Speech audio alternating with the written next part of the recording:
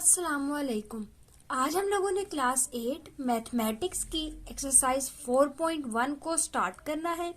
Exercise start करने से पहले अगर आप चैनल पे नए हैं और अभी तक आपने चैनल को सब्सक्राइब नहीं किया तो सब्सक्राइब करके बेल आइकन प्रेस कर लें ताकि जैसे ही कोई न्यू वीडियो अपलोड हो आपको उसकी नोटिफिकेशन रिसीव हो जाए। 4.1 का क्वेश्चन नंबर 1 है, a book seller offers a discount of ₹45 on purchasing 5 books, find the discount of 15 books. कोई बुक सेलर है जिससे अगर हम 5 बुक्स परचेज करें तो हमारे पास ₹45 का डिस्काउंट मिलता है। हमने ये फाइंड आउट करना है कि अगर हम 18 बुक्स परचेज करते हैं तो उसमें हमें डिस्काउंट कितना मिलेगा। इस क्वेश्चन में हम ये देखते हैं कि हमें दो चीजें गिवन है, बुक्स और डिस्काउंट। क्वेश्चन में हमें गिवन है कि अगर हम 5 बुक्स परचेज करते हैं तो उसमें हमें ₹45 का डिस्काउंट मिलता है। अगर हम 18 बुक्स परचेज करें तो हमें डिस्काउंट कितना मिलेगा वो हमने फाइंड आउट करना है। तो हमने जो चीज फाइंड आउट करनी है उसको हम एक्सलेट कर लेते हैं। अब हम यहाँ पे ये देखते हैं कि अगर 5 बुक्स पे ₹45 का डिस्काउंट मिल रहा है और हमने अब नंबर ऑफ बुक्स ज्यादा परचेज करनी है, अब नंबर ऑफ बुक्स ज्यादा हो गई है तो उसमें डिस्काउंट भी ज्यादा मिलेगा। तो हम यहाँ पे बुक्स में अगर देखें तो क्योंकि हमारे पास अमाउंट इंक्रीज हो रही है तो हमारे पास इसका एरो अपवर्ड लगेगा यानी कि इंक्रीज शो करेगा। इसी तरह अगर हम डिस्काउंट देखें, बुक्स इंक्रीज होने से डिस्काउंट भी इंक्रीज होगा, तो इस केस में हमारे पास इस प्रपोर्शन का भी एरो अपवर्ड होगा यानी कि इंक्रीज एरो होगा। इसमें हम ये देखते हैं कि हमें डायरेक्ट प्रपोर्शन का क्वेश्चन गिवन है। डायरेक्ट प्रपोर्शन हमारे पास वो होती है जिसमें हम अगर फर्स्ट क्वांटिटी की अमाउंट को इंक्रीज करें तो उससे हमारे पास सेकंड क्वांटिटी जो गिवन है वो भी इंक्रीज हो। तो हम यहाँ पे ये देखते हैं कि हमारे पास प्रपोर्शन में इन दोनों की रेशो इस रेशो के इक्वल होती है, यानी कि अगर हम इन दोनों की रेशो लें 18 डिवाइडेड बाय 15 तो हमारे पास ये रेशो इक्वल होगी x डिवाइडेड बाय 45 के। इस रेशो को लिखते हुए हम ये देखते हैं कि हम एरो जहां से स्टार्ट हो रहा होता है उस क्वांटिटी को न्यूमरेटर में लिखते हैं यानी कि ऊपर लिखते हैं, और जिस जहां पे जाके एरो एंड होता है वो वाली क्वांटिटी हमारे पास डिनोमिनेटर में आती है। सेम इसी तरह जहां पे हमारे पास x से एरो स्टार्ट हो रहा था तो x हमारे पास न्यूमरेटर में आएगा और डिनोमिनेटर में आएगा 45। तो इस क्वेश्चन में हमें बुक्स और डिस्काउंट इन रुपीस गिवन था। 5 बुक्स पे ₹45 का डिस्काउंट, 18 बुक्स पे जो डिस्काउंट है हमने वो फाइंड आउट करना है। दोनों ही हमारे पास इंक्रीज के एरो है यानी कि डायरेक्ट प्रपोर्शन है। तो यहाँ से हम लिख लेंगे कि x रेशो 45 जो होगा हमारे पास 18 डिवाइडेड बाय 5 के इक्वल होगा। तो यहाँ से हम लोगों ने x फाइंड आउट करना है। x को फाइंड आउट करने के लिए हम इसकी क्रॉस मल्टीप्लीकेशन करवाएंगे, या फिर हम ये भी कह सकते हैं कि यहाँ x के साथ 45 डिवाइड हो रहा है। जब 45 इक्वल के उस साइड पे जाएगा तो हमारे पास ये मल्टीप्लाई हो जाएगा। अब इस एक्सप्रेशन को हम सॉल्व करने के लिए यहाँ ये देखते हैं कि 5 9 * 45 होता है, तो हम इन दोनों की कटिंग कर लेंगे। पीछे हमारे पास बच जाएगा 18 मल्टीप्लाई बाय 9। 18 को 9 से मल्टीप्लाई करेंगे तो हमारे पास डिस्काउंट आ जाएगा ₹162। क्वेश्चन नंबर 2 है, cost price of banana is ₹50 पर dozen, find the cost price of 2.5 dozen bananas. अगर हमारे पास 1 डजन बनानाज हो तो उनकी प्राइस हमारे पास ₹50 है। अगर हमने 2.5 डजन बनानाज परचेज करने हैं तो उसकी प्राइस क्या होगी, हमने ये फाइंड आउट करना है। इस क्वेश्चन में भी हम देखते हैं कि हमें दो क्वांटिटीज गिवन है, रुपीज और डजन यानी कि डजन ऑफ बनानाज। फर्स्ट हमें गिवन है कि 1 डजन बनानाज की कॉस्ट ₹50 है और 2.5 डजन बनानाज की कॉस्ट हमने फाइंड आउट करनी है। अब क्योंकि यहाँ पे हमारे पास क्वांटिटी ऑफ बनाना बढ़ गए हैं तो उसके लिए हमें जो अमाउंट पे करनी पड़ेगी वो भी इंक्रीज हो जाएगी। तो इस केस में भी हमारे पास दोनों एरोज जो होंगे वो इंक्रीज के होंगे। अब हम यहाँ पे इस अमाउंट को फाइंड आउट करने के लिए यहाँ पे इन दोनों की रेशियो लेंगे। x रेशियो 50 यानी कि x डिवाइडेड बाय 50 वो हमारे पास इक्वल होगा 2.5 डिवाइडेड बाय 1 के। तो हमारे पास इसकी एक्सप्रेशन ये आ जाएगी। अब हमने यहाँ से क्योंकि x फाइंड आउट करना है तो 50 यहाँ पे डिवाइड हो रहा है, इक्वल के इस साइड पे लेके जाएंगे तो ये यहाँ पे मल्टीप्लाई हो जाएगा। यहाँ से हमारे पास आ जाएगा x is equal to 2.5 multiply 50। अब अगर हम 50 को 2.5 से मल्टीप्लाई करें, 5 zeros are 0, 5 5s are 25। 2 को जो मल्टीप्लाई करेंगे 2 zeros are 0 और 2 5s are 10। इनके एडिशन करके सिंप्लीफाई करेंगे तो ये बन जाएगा 1250। अब क्योंकि यहाँ पॉइंट के बाद एक डिजिट था तो हम एक डिजिट के बाद पॉइंट लगा देंगे, तो यहाँ से हमारे पास x का आंसर आ जाएगा ₹125।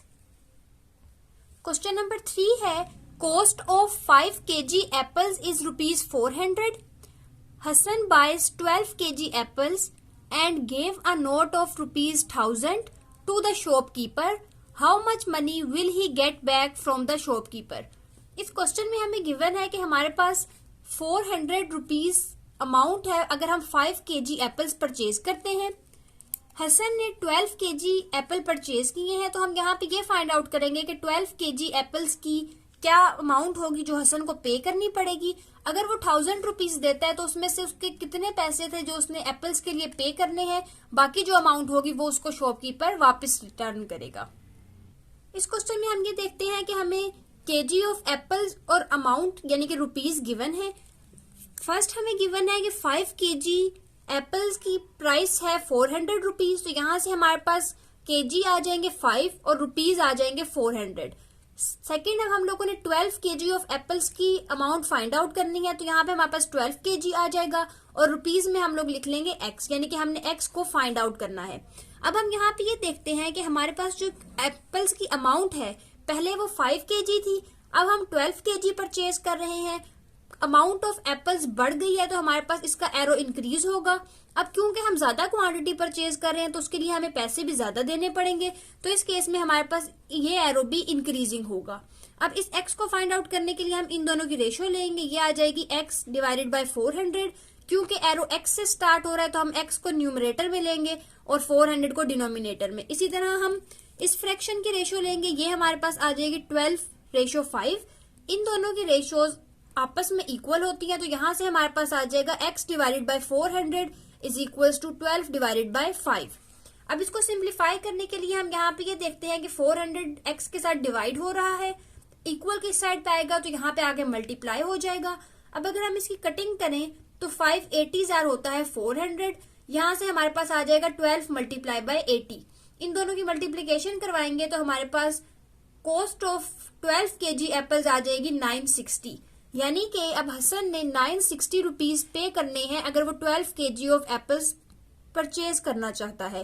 तो शॉपकीपर को उसने 1000 रुपीज दिए हैं जिसमें से उसने पे करने हैं 960, तो शॉपकीपर जो उसको अमाउंट वापस करेगा उसको फाइंड आउट करने के लिए हम 1000 में से माइनस कर देंगे 960 को, तो हमारे पास इसका आंसर आ जाएगा 40 रुपीज, यानी कि शॉपकीपर हसन को 40 रुपीज वापस देगा। क्वेश्चन नंबर 4 गिवन है, if 12 men can do a job in 20 days, how long will 10 men take to complete the same job? एक जॉब है जिसको अगर 12 men करें तो उनको 20 दिन लगते हैं वो काम पूरा करने में, अगर वही काम 10 आदमी करें तो उन्हें कितने दिन लगेंगे, हमने ये फाइंड आउट करना है। इस क्वेश्चन में हमें गिवन है men और days। यहाँ पे हम ये देखते हैं कि हमें men और days गिवन है। फर्स्ट जो हमें गिवन है वो है कि 12 men एक काम को 20 डेज में कंप्लीट करते हैं, वही काम अब 10 men कंप्लीट करेंगे तो उसमें कितने डेज लगेंगे हमने वो फाइंड आउट करने हैं। तो यहाँ पे हमारे पास men में आ जाएगा 10 और डेज में आ जाएगा x।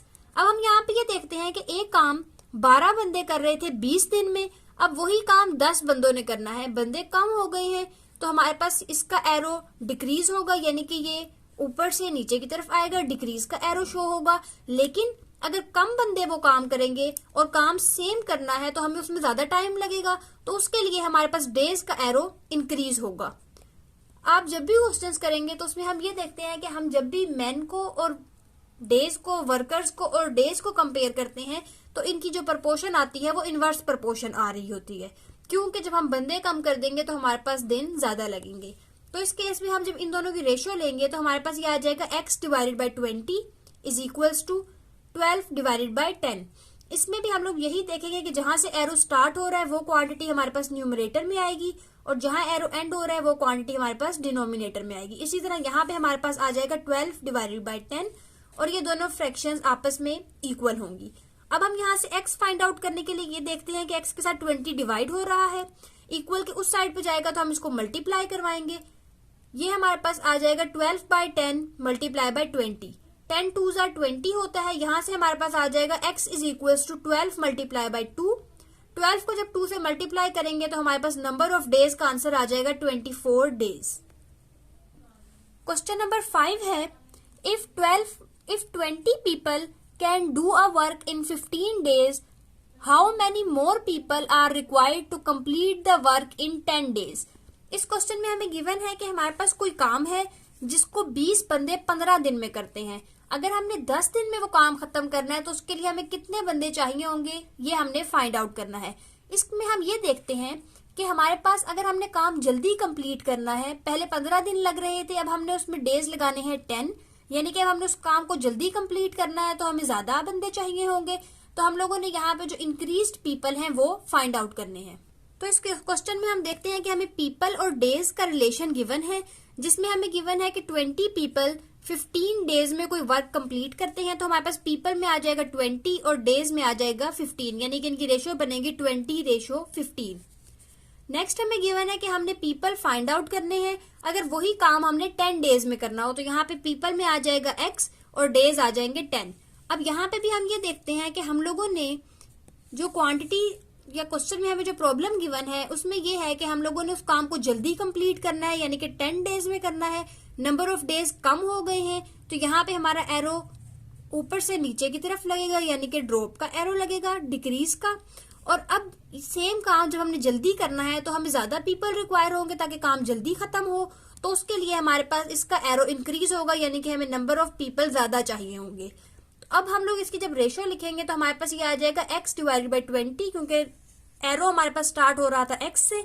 इन दोनों की डिवीजन करेंगे तो हमारे पास आ जाएगा x/20। इनको फ्रैक्शन की फॉर्म में लिखेंगे तो हमारे पास आ जाएगा 5/10। तो यहां से हमारे पास एक्सप्रेशन आ जाएगी 5x/20 इज इक्वल्स टू 15/10। 20 यहाँ डिवाइड हो रहा है, इसको उस तरफ लेके जाएंगे तो ये मल्टीप्लाई हो जाएगा। सिंप्लीफिकेशन करेंगे तो हमारे पास x का आंसर आ रहा है 30।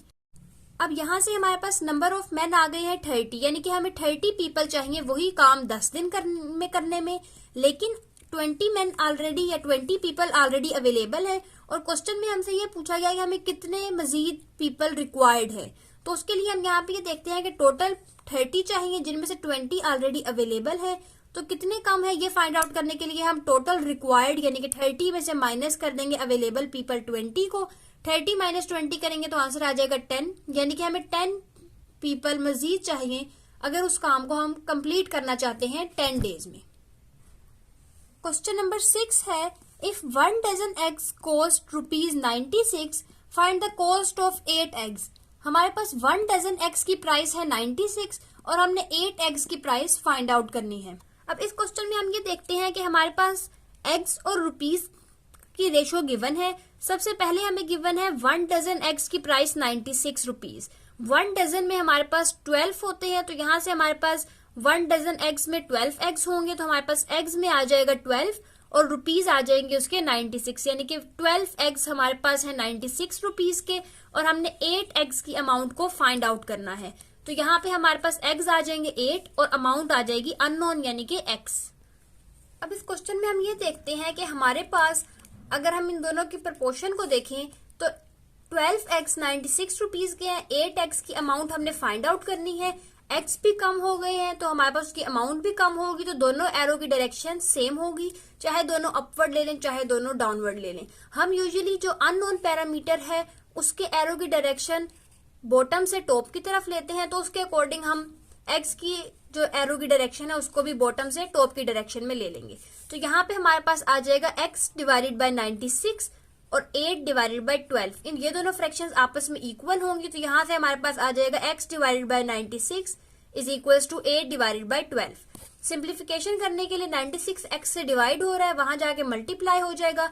सिंप्लीफाई करेंगे तो यहाँ पे हमारे पास अमाउंट ऑफ 8 एग्स आ जाएगी ₹64। क्वेश्चन नंबर 7 है, 18 people completed a work in 10 days. How many people are required to complete 1/3 of the same work? हमारे पास कोई काम है जिसको 18 लोग 10 दिन में करते हैं। अगर उस काम का 1/3 करना है तो उसके लिए हमें कितने बंदे चाहिए होंगे, हमने ये फाइंड आउट करना है कि हमें पीपल और वर्क का रिलेशन गिवन है। हमें गिवन है कि कोई वर्क 18 लोग करते हैं 10 दिन में। अगर वो उसी वर्क का 1/3 पोर्शन करना हो उन्हीं डेज में यानी कि 10 डेज में, तो उसके लिए कितने पीपल रिक्वायर होंगे। तो यहाँ पे हम लोगों ने वर्क को ले लिया कि कोई एक वर्क 18 लोग कर रहे हैं। अगर वही वर्क का 1/3 किसी ने करना हो तो उसके लिए हमें कितने पीपल रिक्वायर होंगे, वो हमारे पास आ जाएगा x। अब हम इसका एरो की बात देखें तो हमारे पास लास्ट क्वेश्चन में भी हमने बात की कि जो अननोन पैरामीटर होता है उसका हम एरो बाय डिफॉल्ट लगाते हैं इंक्रीज वाला, यानी कि बॉटम से इसकी डायरेक्शन होती है टॉप की तरफ। अगर हम वर्क को पीपल से रिलेट करें तो हमारे पास पहले कोई काम 10 दिन में 18 लोग कर रहे थे, अब 10 ही दिन में उसका 1/3 करना है, मतलब कि काम कम करना है उतने ही दिन में, तो कम लोग भी वो काम कर सकते हैं। तो हमारे पास काम के कम होने से पीपल रिक्वायर्ड भी कम हो जाएंगे, यानी कि दोनों क्वांटिटीज कम हो रही हैं, तो दोनों का एरो सेम डायरेक्शन में पॉइंट आउट करेगा। तो हम लोगों ने यहाँ पे दोनों एरो ले लिए हैं अपवर्ड। अगर हम इन दोनों की रेशो लें तो ये हमारे पास आ जाएगा x divided by 18 is equals to 1/3 divided by 1। इसको हम सिंप्लीफाई करेंगे तो यहाँ पे 18 डिवाइड हो रहा है, वहां जाके मल्टीप्लाई हो जाएगा और यहाँ से हम number of people find out कर लेंगे 6 पीपल। एक्सरसाइज का लास्ट क्वेश्चन है 4000 bricks cost ₹25,000, what is the cost of 9000 bricks. इस क्वेश्चन में हमें गिवन है कि हमारे पास 4000 ब्रिक्स अगर हम परचेज करें तो उसकी हमारे पास कॉस्ट है 25,000 और हम लोगों ने cost of 9000 bricks find out करनी है। इस क्वेश्चन में हम देखते हैं कि हमें रिलेशन गिवन है ब्रिक्स और रुपीज का।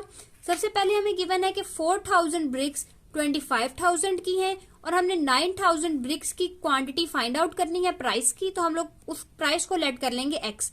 अब अगर हमारे पास 4000 ब्रिक्स 25,000 रुपीज की थी और हम 9000 ब्रिक्स की क्वांटिटी को फाइंड आउट करना चाहते हैं, मतलब कि अगर हमने नंबर ऑफ ब्रिक्स बढ़ा दी हैं तो उसके लिए हमें पैसे भी ज्यादा पे करने पड़ेंगे। तो दोनों हमारे पास जो क्वांटिटीज हैं वो इंक्रीज हो रही हैं, तो दोनों का एरो अपवर्ड आ जाएगा।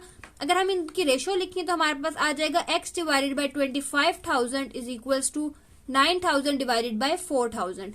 सिंप्लीफिकेशन करके हम यहाँ से x की वैल्यू फाइंड आउट कर लेंगे। हमारे पास यहाँ से अमाउंट ऑफ या कॉस्ट ऑफ 9000 ब्रिक्स आ जाएगी 56,250 रुपीज।